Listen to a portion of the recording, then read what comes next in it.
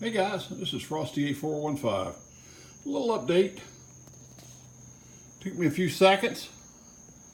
I mounted this quad lock on my motorcycle.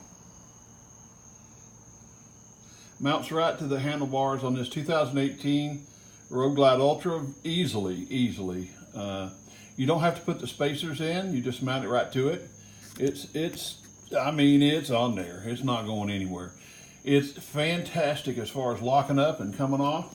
It's the easiest thing that I've used. It locks up. You just stick it on. I'm sorry, the shadow from my headlight here is causing a problem. Let me move it around a little bit. See if that helps. There we go. You just actually take your phone, push it in, turn it a little bit, twist it, lock it, and it's in place. You unlock it from that blue tab there. The little, I'm sorry, it's just flashing. I'm just learning this stuff, guys. I'm new to all this video.